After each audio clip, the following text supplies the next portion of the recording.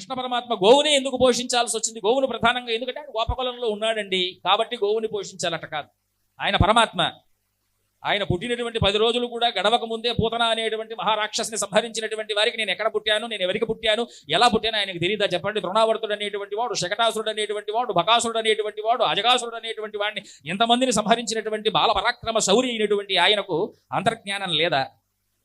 ఆయన ఏం చెప్పదలుచుకున్నాడు మనకు అంటే, అన్నిటికంటే ముందు నీ భూమిని, ఈ గోవును రక్షిస్తే నీ ధర్మం నీకు నిలబడుతుంది. ఈ రెండిటిని వదిలేస్తే నీ ఉనికి కూడా ప్రపంచంలో శబ్ద రూపంలో మారటానికి భయపడుతుంది అని కృష్ణ పరమాత్మ మహాభారతం యొక్క పరిపూర్ణ సారాంశాన్ని మనకు అందించారు. జగన్మాత ఎలా ఉన్నది అంటే గోరూపంలో ఉన్నదట. అందుకే గోమాత గుహజన్మ. చూడండి, గడ్డి మీద నుంచి కూడా ఒక బ్రహ్మ పదార్థం, అది తినేటువంటి గోవు ఎలా ఉండాలి? సుబ్రహ్మణ్యోగం సుబ్రహ్మణ్యోగం సుబ్రహ్మణ్యోం. ఎందుకు గణపతి వారికి మనం గరికతో పూజ చేస్తాము? అందులో బ్రహ్మతత్వం ఉన్నది. గోవు ఎందుకు పవిత్రీకరణ అయిపోయి గోవుని మాటగా పూజ చేస్తున్నాడు? గడ్డిలో ఉన్నటువంటి సాత్వికమైనటువంటి ఆహారాన్ని, కేవలం గడ్డి అనేటువంటి ఆహారాన్ని తిని క్షీరం అనేటువంటి అమృతాన్ని మనకి ఇస్తూ ఈ పద్ధతి మనలో ఎవరికైనా ఉన్నదా? ఒకసారి అది గో రక్షణ అంటే. గో అంటే ధర్మం.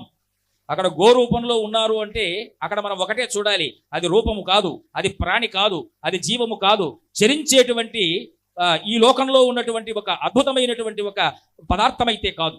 సర్వలోకముల యందు ధర్మాన్ని శాసించటానికి అవతారం ఎత్తినటువంటి పరబ్రహ్మస్వరూపంగా మనము గోవుని భావించకపోతే, గోవు ఎక్కడ ఏడుస్తుందో, గోవు ఎక్కడ బాధపడుతుందో, గోవుల హింస ఎక్కడ జరుగుతూ ఉంటుందో ఆ భూమి, ఆ దేశంలో ఉన్నటువంటి ప్రజలందరూ కూడా దుర్భిక్షానికి, మనస్తాపాలకు, నానా విధములైనటువంటి వైక్లవ్యానికి గురవుతారని మనకు ధర్మశాస్త్ర ఇతిహాస పురాణములన్నీ చెబుతున్నాయి. కనుక ప్రజలుగా ఇప్పుడు గోమాత సంరక్షణ మస్తు.